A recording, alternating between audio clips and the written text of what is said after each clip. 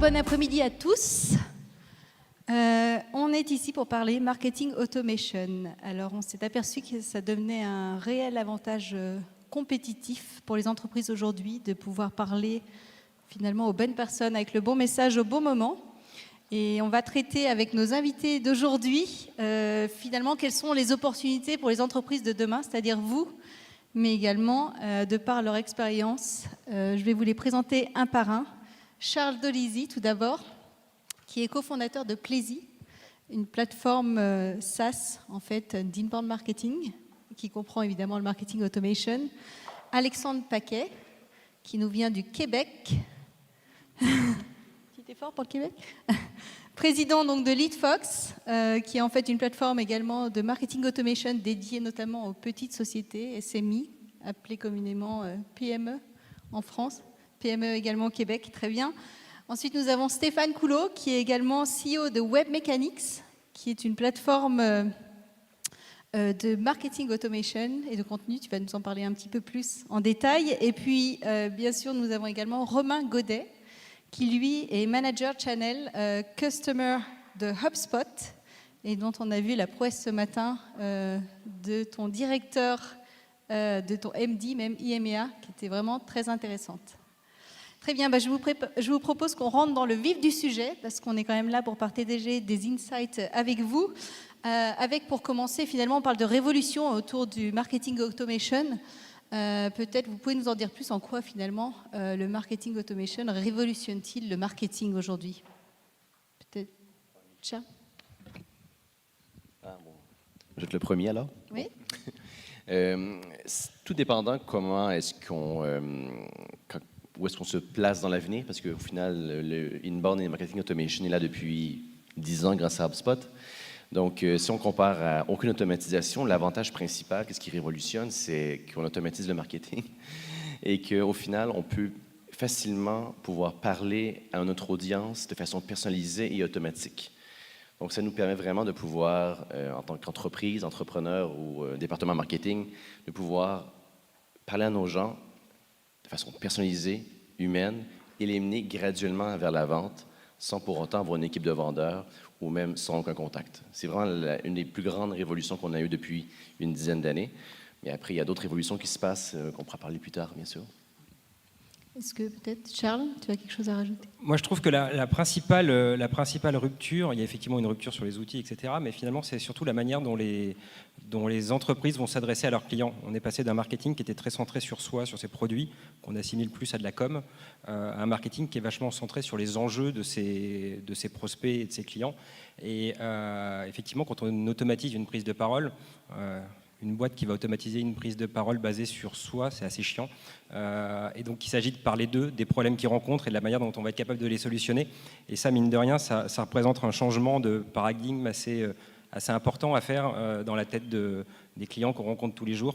Comment je fais pour être capable de leur apporter de la valeur en leur poussant des contenus intéressants. Et ces contenus, finalement, sont, pour l'entreprise, finalement des produits de cette entreprise. Au même titre qu'on vend de l'édition, enfin un soft, d'une certaine manière, on va vendre gratuitement en échange d'une adresse email un livre blanc qui va permettre d'éduquer les gens, etc.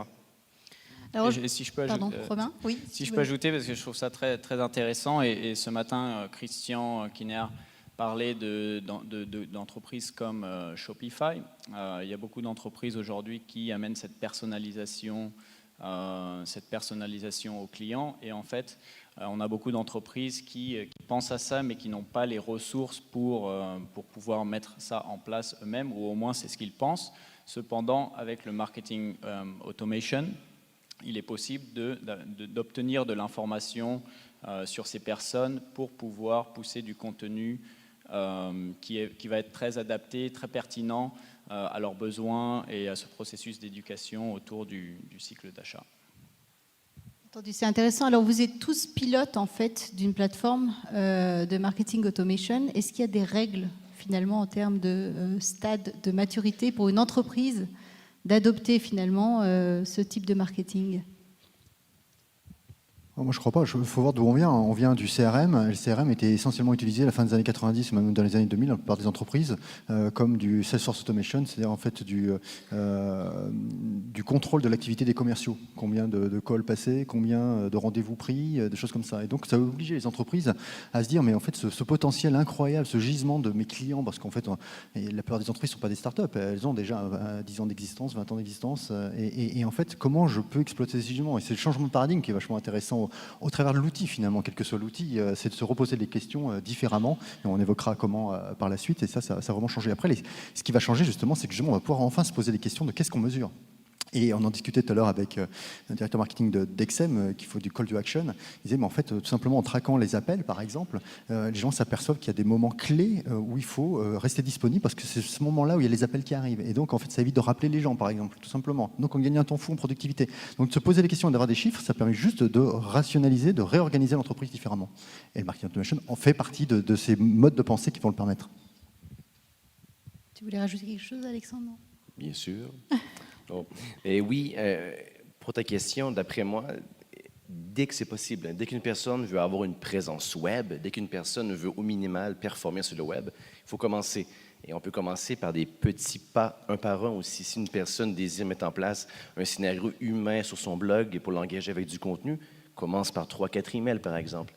Si c'est une grosse intégration du département, on peut travailler plusieurs semaines, mais il n'y a pas de stade. Dès qu'on est au départ, on peut commencer à mettre ça en place de façon simple et étape par étape. C'est commencer. Et souvent, des gens se disent, mon Dieu, le marketing automation, c'est énorme, on ne pourra jamais intégrer ça. On oublie. Mais justement, est-ce qu'il y a des détails en particulier sur cette incompréhension en fait, qu'on a de départ, où on se dit, oh là là, il y a tellement de choses à exploiter, par où je commence, mais finalement, est-ce qu'ils sont vraiment alertes et au point? Je vais passer ça à mon collègue de HubSpot. Oui, donc je pense que effectivement tout le monde peut faire du marketing automation. Ce qui est important cependant, c'est de vraiment avoir fait le travail de définir les buyer personas et d'avoir commencé à générer au moins un petit peu de trafic et certaines conversions pour vraiment pouvoir comprendre ses besoins avant de commencer à envoyer des emails et appuyer la machine du marketing automation. Et souvent, enfin, au moins quand on débute, c'est vrai qu'avec le marketing automation, on peut faire des choses très simples et on doit les faire.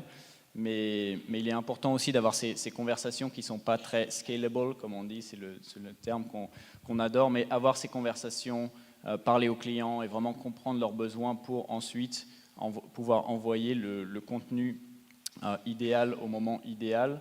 Je pense que c'est quelque chose à prendre en compte quand on planifie, disons, le marketing automation. Effectivement, je pense qu'il faut avoir une histoire à raconter, c'est le premier truc. Mais a priori, dans toute entreprise, on a des choses à raconter, ou alors il y a peu de chances que ça fonctionne. Et ensuite, il faut automatiser quelque chose qui fonctionne. Et j'aime bien cette idée. On n'est pas obligé de commencer à mettre en place du marketing automation avec des choses compliquées. On peut commencer de manière simple, effectivement, en envoyant 2-3 emails. Ces emails, on peut même commencer à les envoyer à la main, éventuellement en fonction du volume. Et c'est à partir du moment où on se rend compte que cette succession d'actions génère du résultat qu'on va être capable de l'automatiser pour passer à un niveau supérieur en termes de volumétrie traitée. Et j'ajouterais même qu'on pense beaucoup au marketing automation comme cet envoi d'email, mais le marketing automation permet aussi d'avoir des signaux en interne qui peuvent nous amener à avoir ces conversations avec des personnes au bon moment. C'est-à-dire que si on voit que quelqu'un a downloadé un certain contenu, a vu une certaine page, c'est peut-être le moment de parler au commercial ou à quelqu'un d'autre dans l'entreprise. Et je pense que c'est très important de penser à ça aussi quand on pense au marketing automation. J'avais un point important que j'ai relevé, Charles, de ton intervention sur le résultat. Donc, résultat des retours sur investissement. Comment ça se mesure le marketing automation? Parce qu'il y a beaucoup de choses. Évidemment, une entreprise doit se développer, doit faire du chiffre. Qu'est-ce que vous, en tant qu'acteur de plateforme, finalement, vous pouvez prouver à vos clients? Il y a du tangible, il y a l'intangible. L'intangible, c'est la transformation de l'entreprise. Vous voyez, du commitment, quand même, de l'engagement vis-à-vis des collaborateurs qui est incroyable, parce que d'un coup, vous demandez à quelqu'un qui faisait du support téléphonique d'écrire chaque semaine des articles qui concernent des problématiques qu'il a rencontrées avec ses clients. Et du coup, il construit la base de FAQ. Et la base de FAQ, c'est du contenu SEO. Ça répond à des questions précises qui automatisent aussi la relation, puisque ça évite parfois certains appels. Donc c'est incroyable, cette transformation même du rôle de chacun. Donc ça, c'est de l'intangible dans le sens où c'est compliqué de mettre des KPI dessus. Vous pouvez en mettre quand même sur le nombre d'articles produits par chaque collaborateur, qui du coup acquiert une culture de l'entreprise, puisqu'il écrit du contenu avec l'entreprise et l'engagement. Et puis après, il y a la relation avec les clients, cette fluidité qu'il y a avec la relation avec les clients. Moi, j'aime bien utiliser l'exemple du SMS de la SNCF, que je trouve génial. Ça fluidifie la relation, c'est tout bête. Hein. C'est un SMS qu'on vous envoie quand vous avez acheté un billet de train, qui vous dit que demain, vous avez un train à 5h30, et puis le lendemain, parce que sur le quai, vous savez que vous êtes voiture 2, place 44. Ça fluidifie la relation. Pendant ce temps-là, l'avion est toujours plus compliqué. Il faut enlever sa ceinture, ses chaussures, pas de liquide. Enfin bref, c'est l'inverse de ce qui se passe avec le TGV en France, par exemple. Et ça aussi, ça doit se mesurer, parce que derrière, vous pouvez apporter des services à valeur ajoutée. Au lieu de contrôler les gens, mettre des poinçons sur les tickets et leur dire vous n'avez pas la bonne carte de réduction, vous apportez des services à valeur ajoutée que vous pouvez valoriser, que vous pouvez vendre, et ça doit pouvoir se mesurer à un moment donné. Donc c'est complexe, mais du coup on réfléchit différemment à ces KPI, et peut-être même que ça permet de développer de nouvelles offres pour l'entreprise, de se poser ce genre de questions et se les poser de cette manière-là. Et je trouve que le marketing automation, au-delà d'être une baguette magique qui va tout d'un coup apporter des leads, apporte quelque chose de beaucoup plus essentiel, c'est réfléchir à la transformation de l'entreprise de manière générale. Alors si ça doit être un alibi pour le faire, très bien. Charles, peut-être? Il y a un tableau d'un cabinet de consulting américain dont le nom m'échappe, c'est pas Aberdeen, c'est un autre, mais un tableau que j'adore. Je pense que c'est très compliqué d'arriver à ce niveau de maturité, mais dans ce tableau, en fait, il présente les différentes étapes du cycle d'achat. Et pour chacune des étapes du cycle d'achat, on va avoir le taux de conversion à l'étape suivante et le temps moyen que passent les gens à cette étape-là. Et donc, le marketing automation, c'est quand même la plupart du temps assimilé à du marketing digital, enfin à des canaux online.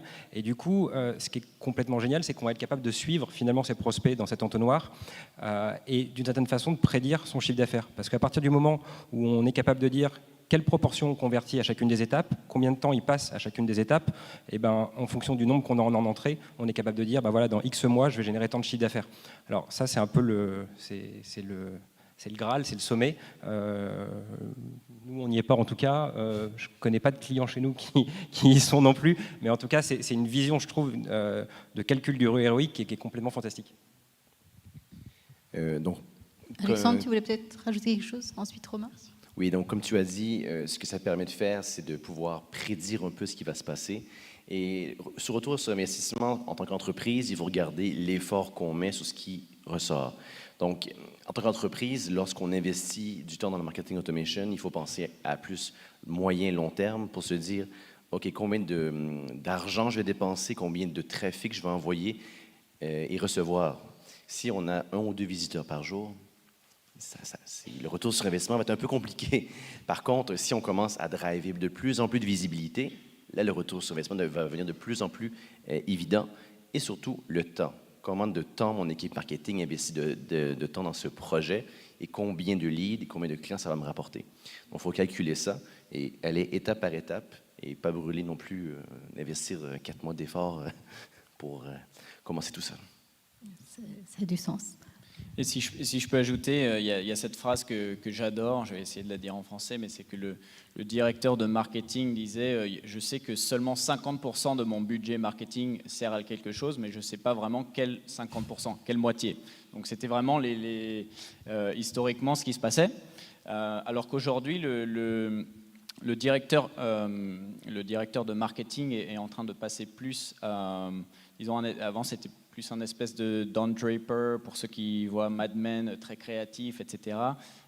Et aujourd'hui, plus un espèce de Sherlock Holmes ou un ingénieur de Formule 1 qui va analyser les ratios, ou est-ce qu'on peut avoir un impact, qu'est-ce qu'on doit ajuster dans les ratios, dans tout ce processus d'automatisation.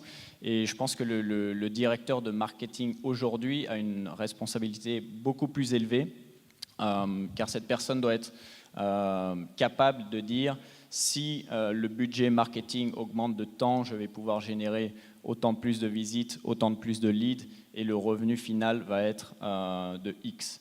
Donc c'est vraiment un changement disons, dans le rôle, je trouve, qui est très, très, très intéressant et qui est très... où le data, disons, est extrêmement important. Oui, donc ROI, le BI, l'intelligence d'affaires qu'on apporte à l'entreprise est énorme. Et on peut optimiser la machine par la suite. Donc, c'est assez incroyable comme ROI, le BI. Alors c'est intéressant parce que du coup les directeurs marketing ils sont quand même exposés et je peux en parler également de par mon background, mais on est exposé à une offre qui est pléthore où il y a énormément de modèles également proposés, il y a énormément de solutions de marketing automation.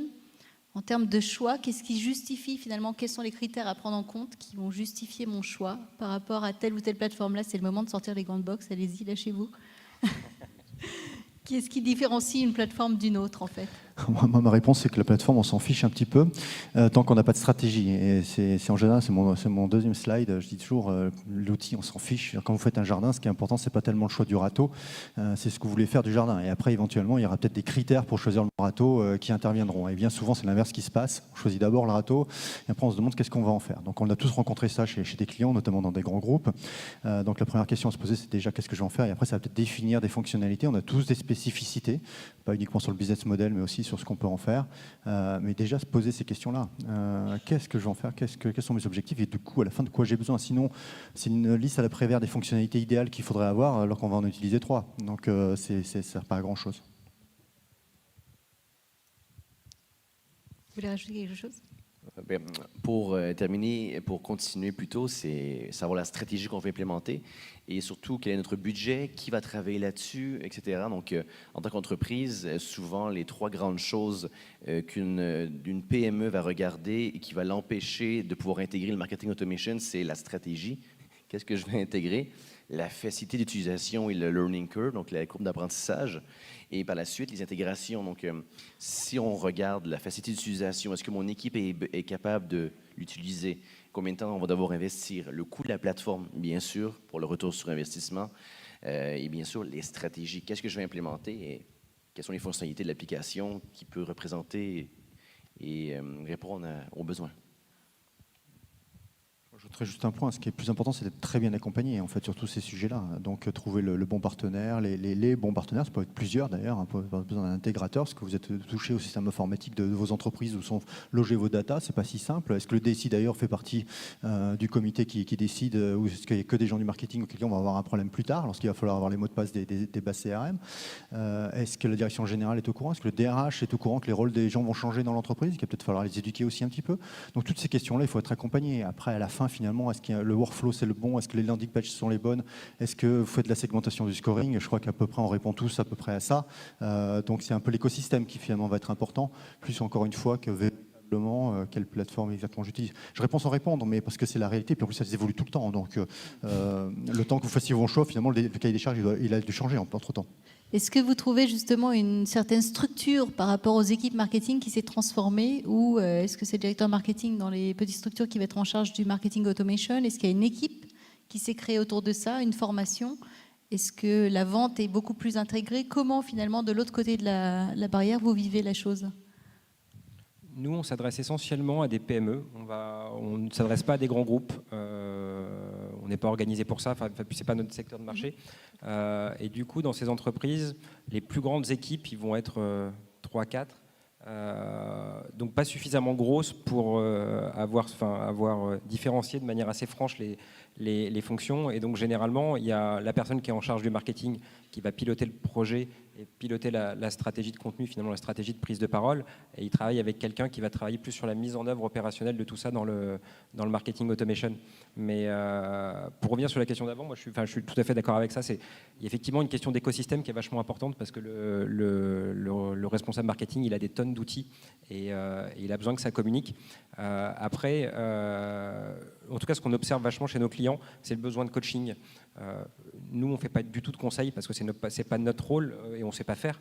En revanche, je pense que la dimension effectivement accompagnement est vachement importante parce que c'est un métier qui est quand même vachement nouveau. Les gens ont peur de se planter et ils ont besoin de dire ah, tiens, j'ai vu ça comme ça, est-ce que tu penses que ça peut marcher?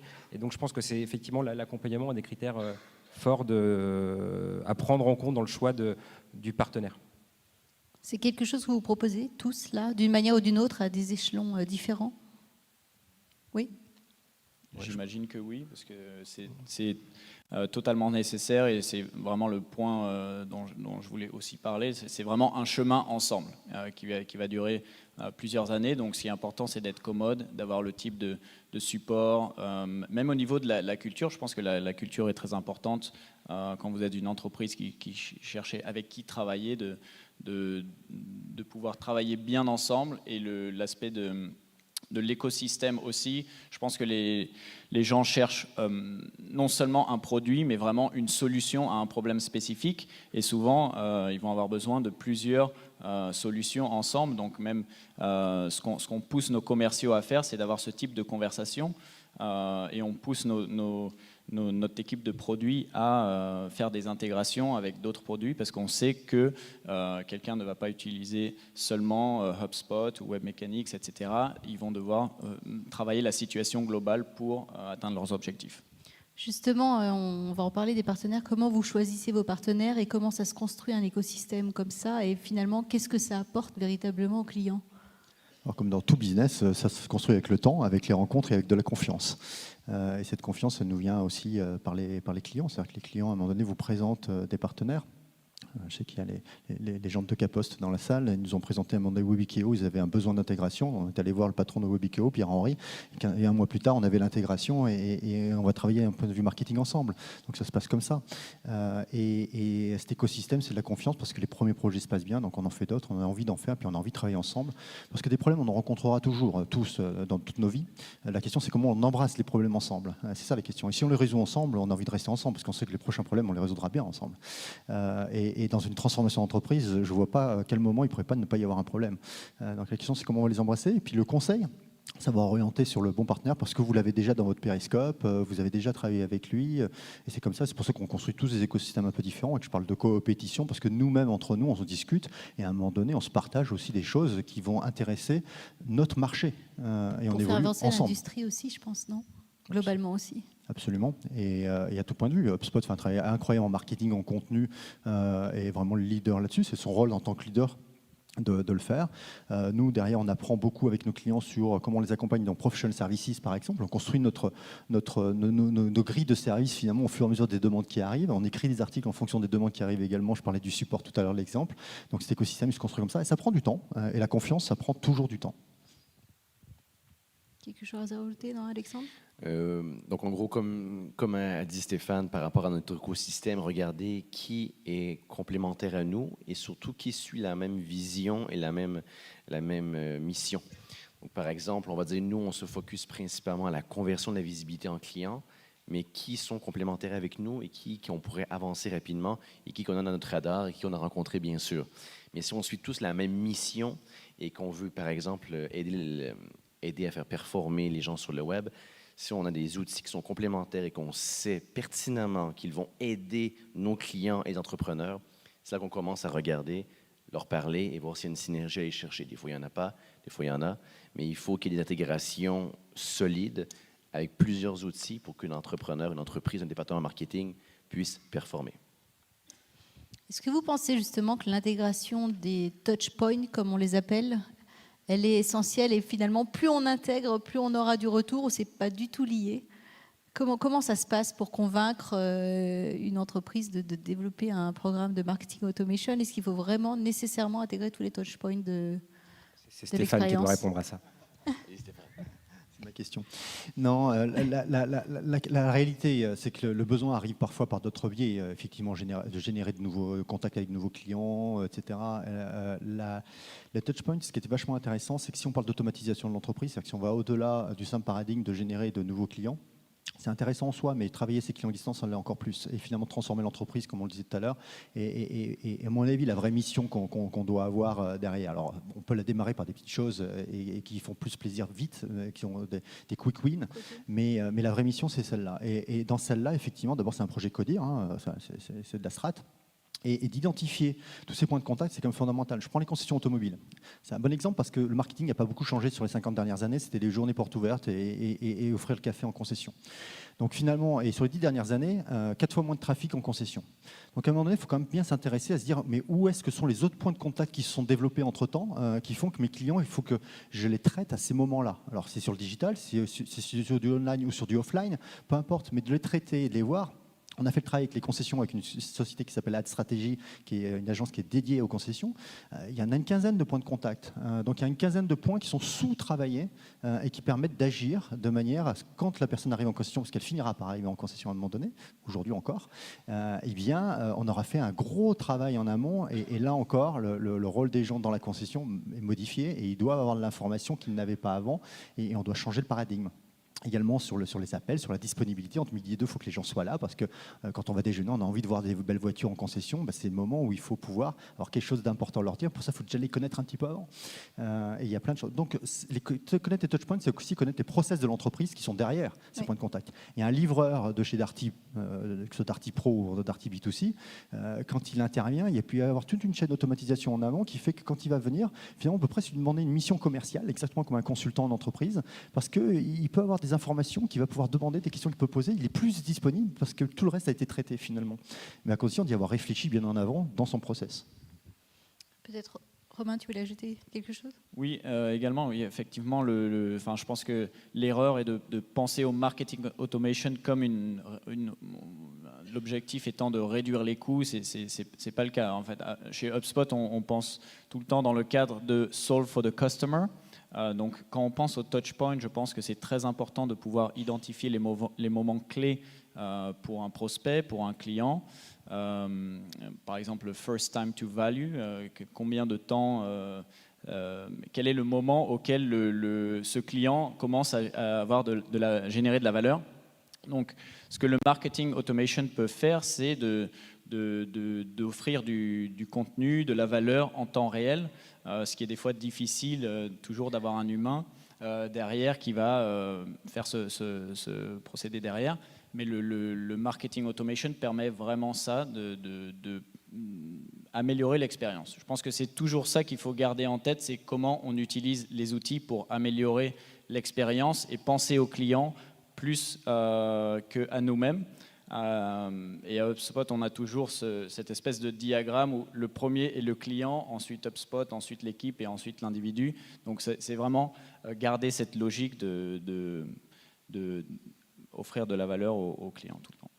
Est-ce que vous pensez finalement que l'investissement de départ du marketing automation, il doit être proportionnel par rapport au cycle de vie du client final? Je pense par exemple à un lead time qui est de 1 an par rapport à quelqu'un qui convertira ou qui fera l'acquisition de lead en 2 jours, en 1 mois. Est-ce qu'il vaut plus investir? Est-ce qu'il faut entretenir davantage pour justement arriver à cette acquisition? Là-dessus, je pense que faut revenir à un bon vieux BP. Le coût d'acquisition client doit nécessairement être en corrélation avec la valeur d'un client. Enfin, on peut pas, un client ne peut pas nous coûter 2 à acquérir et nous rapporter 1, ça marche pas. Enfin, et donc il y a quand même des variables économiques qui sont liées à ça. Il y a des métiers dans lesquels le coût d'acquisition client doit être extrêmement bas parce que sinon ça fonctionne pas. Et donc je pense que, c'est surtout ça qui doit être en corrélation et doit être cohérent en fait.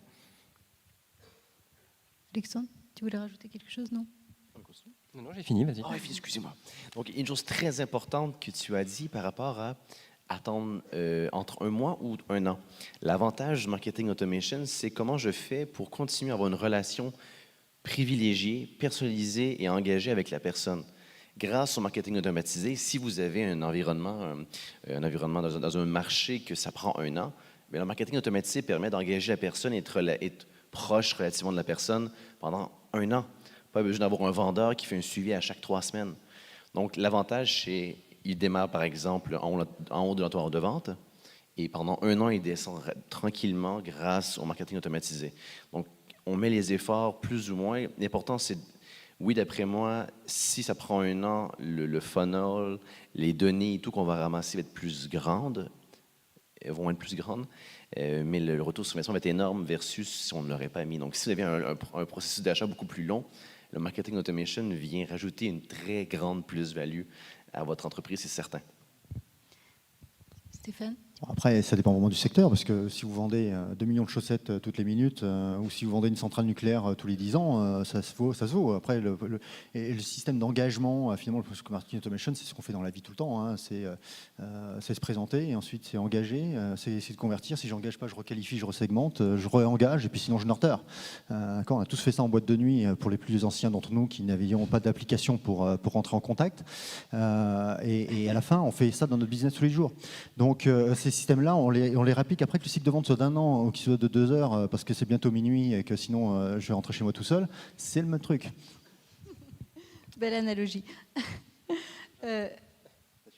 Non, c'est bon. On parlait aussi, alors qui dit marketing automation dit automatique, dit souvent machine, à destination certes d'humains. Finalement, comment on gère une relation humaine avec une machine, et est-ce qu'on ne va pas là un peu dans le mur de se dire finalement on automatise tout, et puis parce qu'on connaît aussi personnellement le client final, on a une très bonne idée du persona, et je voudrais qu'on revienne un petit peu aussi sur la définition des personas, de l'importance. Comment vous voyez cette relation machine-humain ? Je reprends mon exemple de la SNCF. C'est pas parce que je reçois d'un robot ce SMS qui me rend un service quand même d'éviter d'avoir sorti un ticket qui n'existe même plus pour savoir où je vais m'asseoir et où je dois aller.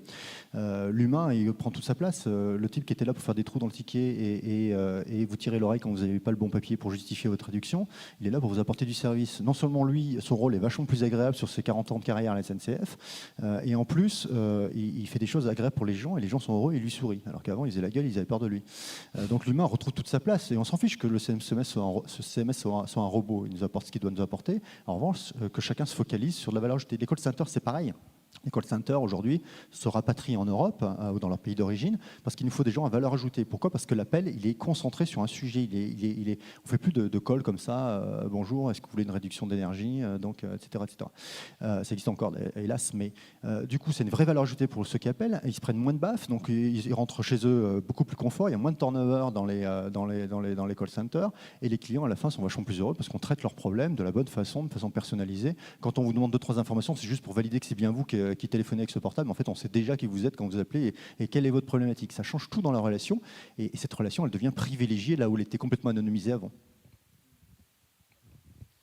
Romain ? Je suis tout à fait d'accord. Enfin, je pense que le but du marketing automation est vraiment de pouvoir automatiser certaines choses qui peuvent apporter une meilleure expérience pour dégager du temps à nos employés pour qu'ils puissent vraiment avoir ces conversations qui vraiment apportent de la valeur.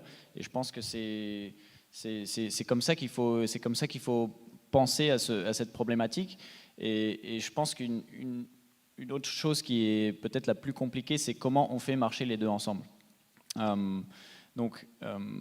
Tu en parlais, Stéphane, avec l'exemple de la SNCF, mais souvent, il peut être difficile de mettre en place la technologie pour donner le support, disons, à ces humains.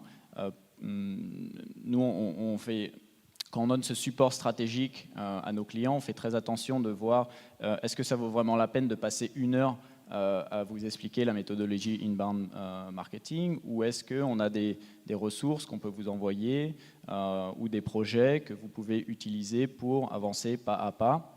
Et dans ce cas-là, ce qu'on se rend compte, c'est que les clients apprécient cela parce qu'on a vraiment des conversations très, très productives. C'est l'éducation versus le practice, en fait. Hein.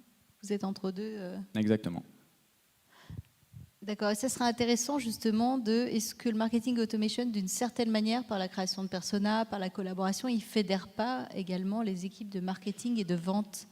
Parce que je crois que j'ai parlé à chacun d'entre vous et vous m'avez tous dit, oui, mais en fait, ce n'est pas qu'une problématique marketing, c'est aussi une problématique de vente. Comment on gère ça quand on est soit une petite société, soit une société beaucoup plus grosse et qu'on a envie de faire marcher ses équipes ensemble autour de ce même sujet ? Quand on fait du marketing automation et qu'on pousse des contenus de manière régulière à ses prospects, etc., ça oblige en amont de s'être vraiment intéressé à qui sont ses prospects. Et justement, je trouve que j'ai plutôt le sentiment que les entreprises connaissent mieux leurs clients et leurs prospects que lorsqu'elle n'en faisait pas. Parce que pour justement construire l'ensemble de ces touchpoints, etc., ça nécessite d'avoir passé du temps avec ses clients, d'avoir compris quels étaient les problèmes qu'ils souhaitaient résoudre, quelles étaient les potentielles objections qu'ils allaient avoir, pour justement automatiser un parcours client cohérent qui répondent à leurs enjeux. Et la définition de ces clients, c'est assez difficile de la faire. C'est difficile que ce soit le responsable marketing qui le fasse seul. En plus de ça, le responsable marketing a un rôle vis-à-vis de l'équipe commerciale dans la mesure où ils sont responsables de leur fournir des leads. Alors après, la proportion dépend en fonction des secteurs d'activité, mais typiquement chez nous, notre cible, c'est que 70% des clients soient signés suite à des leads générés par l'équipe, par le marketing. Et donc, le marketing va impacter de manière vachement importante le commerce. Et donc, on doit se mettre d'accord justement sur qu'est-ce qu'un client, qu'est-ce qu'un bon client. Il y avait un article d'ailleurs super intéressant, une interview de votre directeur commercial dans Harvard Business Review, qui expliquait comment ils avaient aligné les packages des commerciaux avec les objectifs de l'entreprise. Enfin, ça me fait penser à ça, mais c'était vachement intéressant. Et tout ça pour dire que, on est obligé de se mettre d'accord sur qu'est-ce qu'un prospect, qu'est-ce qu'un client qui risque de rester client longtemps chez nous. Et donc ça, tout ce travail-là, ce sont les personas. Et les entreprises, de plus en plus, mettent en place des routines justement pour avoir du feedback en temps réel sur tiens, tel lead, il correspond à quelqu'un qui effectivement a un vrai potentiel commercial ou pas. Et donc on a des routines chez nous où toutes les 2 semaines, les commerciaux se mettent autour du table avec les responsables marketing pour avoir du feedback qualitatif sur la qualité des leads fournis en fonction des différentes actions. Et les commerciaux comprennent vraiment que ça ne va pas remplacer en fait. Non, vraiment pas, parce que même un lien en amont de la dernière question, l'automatisation va automatiser ce qui n'était pas humain avant aussi pour amener une plus-value. Donc, premièrement, ça permet de qualifier beaucoup mieux le lead. Donc, les vendeurs, les commerciaux plutôt en France, que vous dites, sont extrêmement heureux. Ils reçoivent un lead qualifié qu'il est quasiment prêt à mettre sa carte de crédit, sa carte bleue plutôt, et avec un profilage très, très, très précis. Donc, les vendeurs sont très contents, ils sont gâtés de recevoir ça. C'est plus les bons vieux temps du outbound marketing, des cold calls. Donc, ça ne les remplacera pas du tout et ça permet d'avoir une meilleure relation parce qu'ils reçoivent des leads qualifiés. Il y a une meilleure communication marketing et vente pour dire « ouais, telle source de trafic qui a eu tel type de funnel ou de vente, mais finalement, ce n'est pas très bon. » Et c'est une raison d'avoir une meilleure discussion pour améliorer l'entreprise. Et les vendeurs sont gâtés aussi. Moi, j'ai une petite anecdote. J'ai démarré, j'étais chez Oracle dans les années 90 et très vite, j'avais compris que pour faire mon quota et l'exploser, quand il y a des accélérateurs, il fallait que je fasse le quota que me donnait mon management, plus 20% et plus encore pour dépasser parce que de toute façon, ils avaient déjà la marge de sécurité. Donc, ce quota, effectivement, il était basé sur les deals qui étaient connus, qui étaient avancés. Donc, où est-ce que j'allais chercher mes signaux faibles de trucs qui n'étaient pas visibles par mon territoire? Et assez rapidement, j'ai compris, alors, je venais de l'armée, donc je comprenais que les sous-officiers, ceux qui tenaient la boutique, qui tient la boutique chez nous. Et chez nous, en fait, c'est le support. Parce qu'à l'époque, quand vous choisissiez une base de données, je sais, ça paraît vieux, aujourd'hui tout le monde s'en fout, savoir quelle base de données est derrière une application, mais à l'époque, c'était important. Et en fait, les gens appelaient le support pour savoir si Oracle était bien intégré avec, je sais pas, PeopleSoft sur la CRH, etc., etc. Savoir si c'était compatible, s'il y avait des business cases, etc. Et aujourd'hui, en fait, et ça apportait vachement d'informations. Donc moi, j'apportais une petite bouteille de vin de temps en temps, et puis un peu plus quand je signais mes deals. Et ça marchait bien. J'avais plein de signaux faibles, et en fait, ça me permettait d'appeler mes contacts, pas forcément ceux qui avaient appelé le support, mais mes contacts à moi, pour leur dire, apparemment, il y a ce sujet-là chez toi, et j'arrivais à anticiper les deals de 12 mois, 18 mois, des fois, sur des deals corporate, ça peut représenter des sommes assez importantes. Aujourd'hui, vous pouvez le faire automatiquement. Je veux dire, le support, c'est une base de FAQ, en fait, sur lequel vous pouvez avoir plein de contenus utiles pour vos clients, sur lequel vous allez voir tous ces signaux faibles qui vont arriver et qui vont permettre aux sales, non pas forcément encore une fois d'appeler le contact qui a appelé le support ou qui est allé naviguer, mais quand il va prendre son rendez-vous ou demander un déjeuner à ses contacts principaux, il va avoir plein de sujets qui vont arriver qui sont hyper qualifiés. Et le mec dit « Ah bah ouais, comment tu sais ça ?» Et souvent, un commercial dans un grand compte, c'est quelqu'un qui agit en transversal et qui apporte de l'information. C'est comme les petites abeilles, en fait. Elles viennent essaimer de l'information. Les commerciaux sont utiles dans les grands groupes, hein, pour communiquer entre BU, entre business units. Et là, vous captez de l'information qui vous enrichit votre rapport à votre client et qui rend de l'information utile en plus pour votre client. Peut-être, Romain, tu voulais rajouter quelque chose à cette... Oui, complètement d'accord avec tout le monde. Et je pense que le rôle du commercial est vraiment en train de changer, hein. Enfin, on passe de tout ce qui est cold calling, porte-à-porte, à un rôle beaucoup plus stratégique où, comme Christian le disait ce matin, il faut être à l'écoute, il faut vraiment avoir ce type de vente consultative. Et ce n'est pas forcément toujours facile pour les marketeurs de travailler avec les sales et vice-versa, mais petit à petit, il y a comme un espèce de clic, non, où les commerciaux commencent à recevoir des leads qui sont beaucoup plus qualifiés, et cela étant le résultat du travail qu'ils ont fait sur les buyer persona pour définir quels sont les critères de qualification des leads. Et c'est vraiment, on sent dans le meilleur des cas, on va dire, cette collaboration autour des objectifs et des résultats. Enfin, je trouve que c'est quelque chose de très intéressant, et je pense qu'il y a encore du chemin à faire, mais je pense que c'est en train d'avancer assez rapidement. Pour ajouter un point par rapport au buying persona, pour structurer toute son entreprise, son produit et son funnel de vente complet, c'est très important de connaître le persona, ses besoins et comment on l'attaque pour que chacun des départements le prenne de la même façon. Donc, ce que Romain dit, et tout le monde, c'est très important. Et ce n'est pas juste pour le marketing automation, c'est pour la base de l'entreprise et du produit. Donc, si on a ça en place, tous les départements vont travailler en synergie et l'impact va être énorme. Alors ça, c'est Dreamworld. Est-ce que c'est quelque chose que vous constatez chez tous les clients?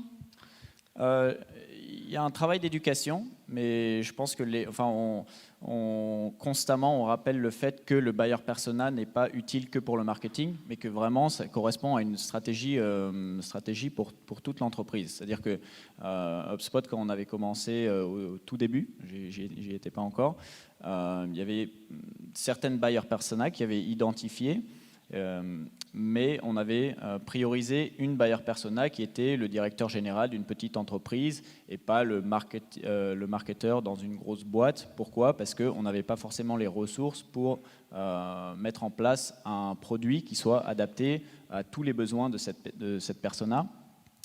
Donc, ça sert pour le marketing, les ventes, le support, le développement de produits, absolument tout, et il faut vraiment penser à ça dans cette logique.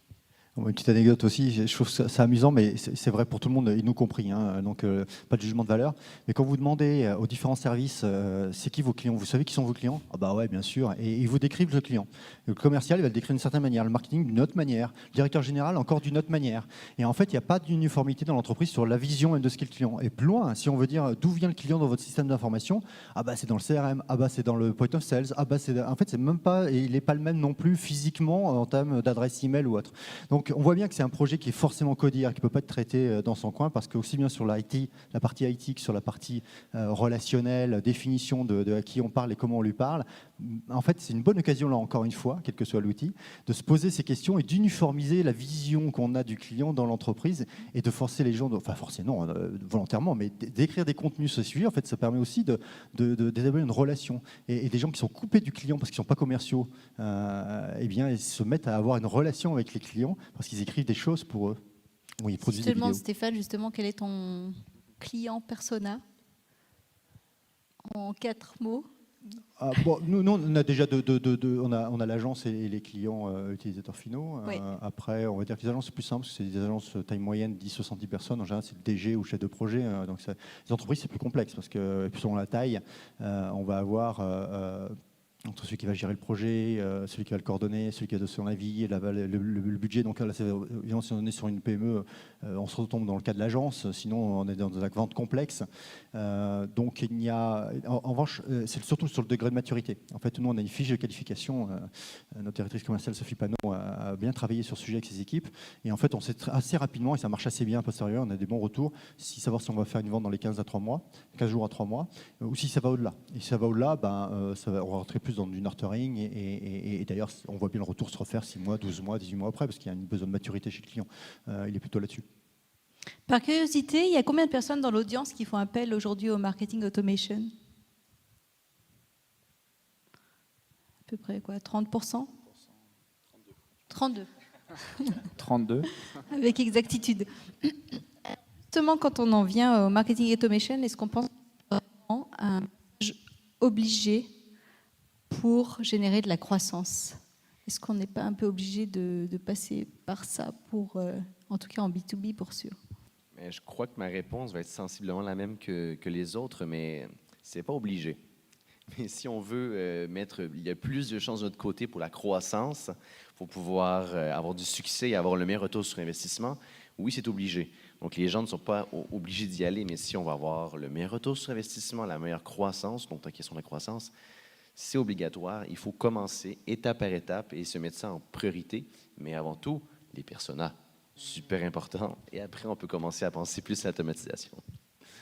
Romain? En fait, tout dépend du type de croissance qu'on veut avoir. Si on a un client et on veut avoir 2 clients, je ne pense pas qu'on a besoin du marketing automation. Mais si on veut avancer vite et, comme je le disais avant, donner les outils à nos équipes, pouvoir éduquer les clients sans le besoin d'avoir une conversation d'1 heure à chaque fois, et disons, en créant en investissant sur la création de ces ressources qui ensuite vont pouvoir être vues et lues par des centaines ou des milliers de personnes. Enfin, le cas du blog de HubSpot, nous, on a toujours utilisé le l'inbound marketing pour nous-mêmes, l'automation, et amener nos équipes à avoir ces conversations de valeur. Je pense que dans ce cas-là, oui, le marketing automation est assez indispensable. Ouais, moi, je pense que ça dépend. Il n'y a pas de bonne réponse. Je pense que ça dépend des cas. J'ai en tête une conversation que j'ai eue avec quelqu'un qui écrit des bouquins, qui est consultant en stratégie commerciale. Il est tout seul et il conseille, il accompagne des patrons de PME dans la construction de leur stratégie commerciale. Donc justement, on a eu cette question, on en a débattu pendant 1 heure. Et ma conclusion, ça a été de lui dire, fais pas ça. T'écris déjà des bouquins, tu fais des petits déj. Le temps que tu vas mettre à mettre en place ta stratégie d'inbound marketing, tu vas pas le passer à trouver tes clients. Et donc, je pense que pour lui, ça faisait pas sens parce que de toute façon, il n'a pas vocation à avoir des salariés dans sa boîte. Et donc, il y a des canaux qui sont plus pertinents pour lui. Je pense que le marketing automation, c'est complètement indispensable à partir du moment où il y a une logique de croissance et de volume. Parce que là, si on veut effectivement être capable d'être scalable, comme on disait tout à l'heure, c'est des outils dont on a besoin pour justement adresser une demande plus importante. Mais ce n'est pas forcément le cas de toutes les entreprises. Ça dépend aussi donc vachement de la taille de son marché finalement. Moi, je trouve ça vachement intéressant parce que, encore une fois, au-delà de l'outil, du workflow, segmentation, scoring, etc., trigger, ok, très bien. Mais c'est l'effet qui se coule d'être obligé de se poser toutes les questions dont on a parlé là sur la transformation de l'entreprise. Et en fait, si on ne le fait pas nous, et quelqu'un viendra nous disrupter parce qu'il y aura une start-up qui va faire un focus sur un de nos métiers, juste et améliorer juste le process, la fluidité de la relation, etc. Et il va gagner, d'accord ? C'est comme les banques qui sont disruptées par exemple sur la facturage. Les boîtes, FinexCap, qui fait que de la facturage, et il le fait bien et il fait tout le truc pour... la banque va répondre en 48 heures, ils vont répondre en quelques heures, voire en quelques minutes si vous travaillez avec eux depuis un moment. Ils vont travailler que sur ça. Ils ne vont pas faire de l'assurance, ils ne vont pas faire autre chose. Mais à la fin, la banque va se faire disrupter sur tous ses métiers par plein de boîtes différentes. Et si elle ne réfléchit pas elle-même à la fluidité de la relation, à un moment donné, vous allez ailleurs. Pour acheter mes billets, avant j'allais à la SNCF, maintenant je prends un train online, enfin ex-capitaine train.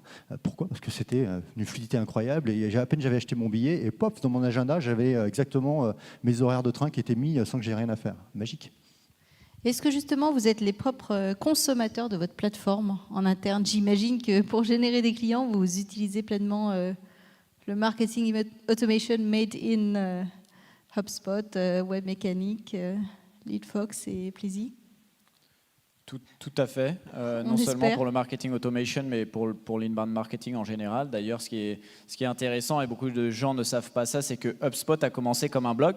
C'est-à-dire que pour tester ce besoin, et avant même de faire un produit, c'était un blog qui a permis d'expérimenter, de comprendre quels sont ses besoins, pour ensuite, avec toute cette information, pouvoir créer le produit pour le buyer persona adéquat et le produit adéquat avec les fonctionnalités adéquates. Donc vraiment, je pense que c'est indispensable, en tout cas pour nous, d'utiliser nos produits, et c'est aussi, ça nous permet d'expérimenter. C'est-à-dire qu'on va aussi innover et faire des choses un petit peu plus avancées qui vont être, disons, intégrées à notre plateforme, mais pas forcément ouvertes au public. Et ensuite, à partir de là, on va le tester, ça va passer en bêta, et ensuite, ça va être ouvert au grand public. Voilà. Ce qui est intéressant, c'est aussi d'expérimenter les souffrances de ses clients, c'est-à-dire se mettre dans la même situation, d'abord le même effet miroir que ça fait, c'est-à-dire qu'à un moment donné, se dire, bon, en fait, qu'est-ce que je peux automatiser, qu'est-ce que je peux faire, pourquoi c'est compliqué chez moi alors que je suis pas si grand que ça, donc est-ce que ça doit être chez mon grand client, et puis de se mettre vraiment en situation, c'est super important. Alors évidemment, on utilise notre solution, ça serait quand même marrant aussi d'utiliser nos solutions, les solutions des uns des autres, bon, ça demande quand même beaucoup de boulot, donc évidemment, on ne fait pas comme ça. Vous avez justement eu des révélations un peu sur votre roadmap en disant, ah ben, en fait, ça, on est complètement passé à côté, ou ça correspond à un besoin d'un client, il faut absolument qu'on développe ça, ou même en utilisant vous-même la plateforme. Est-ce qu'il y a eu quelques révélations comme ça, concrètes? Moi, je voulais juste ajouter sur ce point qui est très, très intéressant, c'est-à-dire c'est tellement important de se mettre de l'autre côté, de se mettre à la place des clients. Et d'ailleurs, on fait quelque chose à HubSpot qui marche très très bien, c'est que tous les nouveaux employés ont 4 semaines pour mettre en place un projet inbound marketing avec l'entreprise de leur choix. Enfin, souvent, ils inventent un petit peu l'entreprise. Ah bah tiens, je vais faire des services pour les gens qui veulent aller habiter à Dublin, etc., etc. Et vraiment, je pense que c'est essentiel. Ça leur donne un acquis très très important qui leur permet d'avoir ce type de conversation. Donc, je voulais juste ajouter ça. Et pour finir sur ce point, c'est hyper important de eat your food, là, comme on dit en anglais, donc d'utiliser notre produit. Quoi? Eat your own champagne. Oui, votre champagne, ça peut être bon aussi. C'est bon le champagne. Donc vraiment manger, utiliser ce qu'on fait pour voir les failles aussi, pour voir est-ce que c'est compliqué, etc. Donc notre équipe marketing et vente devient un peu des utilisateurs de nos fonctionnalités ou même fonctionnalités bêta futures. Donc hyper important pour ne pas être déconnecté de notre clientèle. Charles, tu veux rajouter quelque chose ou... Non, effectivement, on fait pareil. On est traité comme un client au sein de l'équipe Customer Success. D'ailleurs, on a le même rôle. On est dans le flux des demandes et donc on joue tout à fait ce rôle de client. Ouais. Très bien. Je crois que vous avez été nominé d'ailleurs comme un des meilleurs endroits pour travailler en interne auprès de l'équipe. C'est important aussi d'accompagner, d'avoir l'équipe, le support de l'équipe finalement dans la livraison au client ou l'accompagnement du client. Comment vous valorisez vos équipes par rapport à ça? Elles sont incentivées, elles sont matchées entre elles. Comment vous réalisez un petit peu cette formation d'équipe? Alors, effectivement, c'était une des grandes fiertés de 2017. Comment on fait ça? Typiquement, je pense particulièrement à l'équipe Customer Support, donc, qui s'occupe de nos clients, qui aide nos clients à mettre en place la solution. La personne qui est en charge de l'équipe est une vraie maman et se nourrit uniquement du bonheur de ses clients. C'est sa principale source de motivation. Et donc, mais c'est un message sympa sur le chat, etc. C'est quelque chose qui va la rendre heureuse pendant des heures. Et du coup, on recrute toujours un peu des personnes qui nous ressemblent. Et effectivement, on n'a pas mis en place de plan de compensation particulier par rapport à ça. En revanche, on a été très attentif sur le recrutement et faire attention que justement les gens qui rejoignaient cette équipe étaient des gens qui se nourrissaient du bonheur de leurs clients. Donc c'est plutôt sur cette partie-là, nous, en tout cas la manière dont on l'a fait. Empathique. Oui.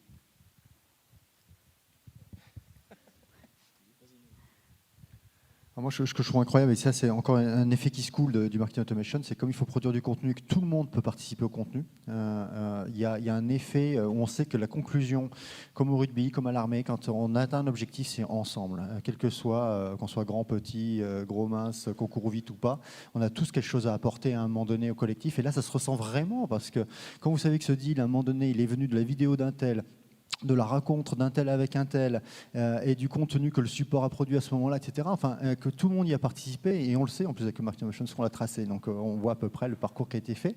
C'est un sentiment de bonheur collectif à chaque fois qu'il y a une conclusion, qu'on a marqué l'essai ou qu'on a transformé. Je crois que vous êtes tous aussi, peut-être un dernier point, il nous reste quelques minutes. Vous êtes tous plus ou moins tournés vers la France, certes, mais l'international.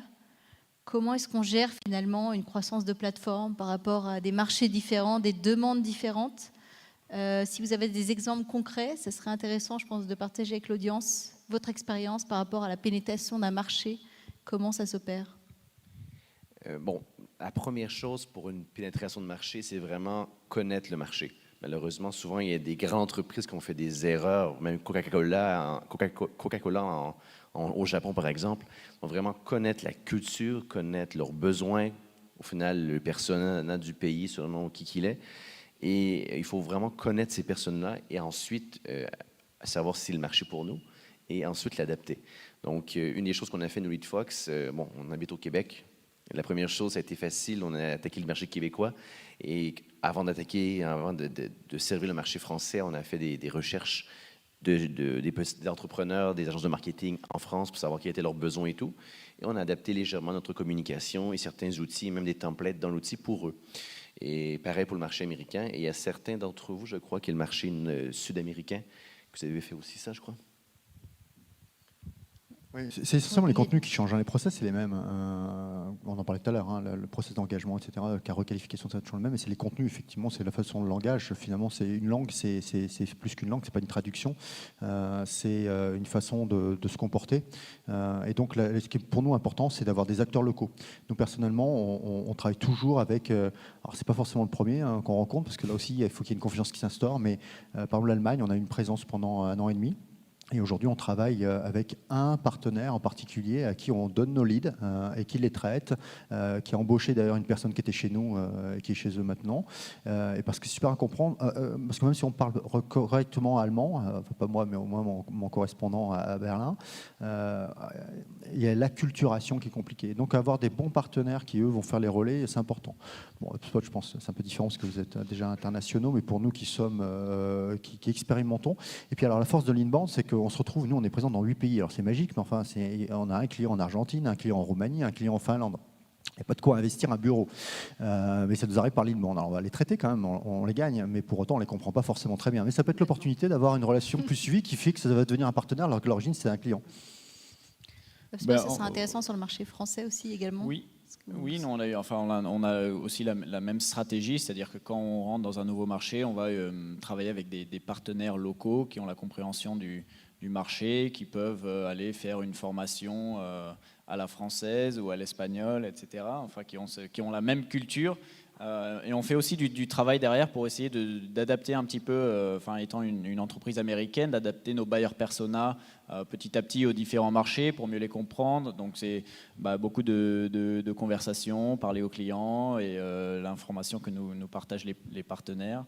Et petit à petit, adapter l'expérience, ce qui n'est pas toujours facile, hein, d'adapter le contenu, parce que logiquement, on crée du contenu... au début, surtout depuis les États-Unis, qu'on traduisait, et petit à petit, on commence à vraiment l'adapter au marché français, etc. Au fur et à mesure, on a plus de ressources pour pouvoir le faire. Très bien. Alors, je voudrais juste pour terminer qu'on se projette un petit peu, peut-être à N+1, N+3, un petit peu dans le futur, le marketing automation. À quoi ça ressemble finalement? Quelle est votre vision du futur par rapport à cette discipline? La vision du futur, Marty. Grosso modo, actuellement, le marketing automation, il y a beaucoup d'entreprises actuellement qui ont commencé, mais c'est comment on pousse plus loin l'optimisation et les communications envers nos gens. Donc, bon, comme vous le savez tous, c'est le AI qui commence beaucoup à intégrer beaucoup les technologies. Donc, d'après moi, de mon côté, le futur du marketing automation, ça va être comment est-ce que toutes les entreprises vont avoir un accès facile. Comme avant, dans le passé, il y a 10 ans, avoir accès à la publicité en ligne, c'était compliqué. Il fallait apprendre AdWords. Facebook est arrivé. Par la suite, il y avait WordPress qui est venu faciliter aussi la création de sites web et Shopify. Donc, un accès facile. Et après, il y a l'automatisation de l'optimisation grâce à l'intelligence artificielle. Comment on fait pour intégrer facilement, de façon le plus possible, personnalisée, de façon automatique, grâce à l'intelligence artificielle. Et bien sûr, les autres canaux de communication. Bon, là, il y a les chatbots Facebook, il y a les SMS. Peut-être bientôt, ça va être des signaux dans des lentilles. On verra dans le futur. Mais les communications, le AI et l'accessibilité, d'après moi, c'est le futur qu'on va voir après.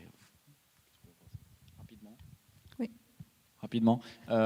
Oui, je pense que de notre côté, on teste une communication qui n'est pas que en email.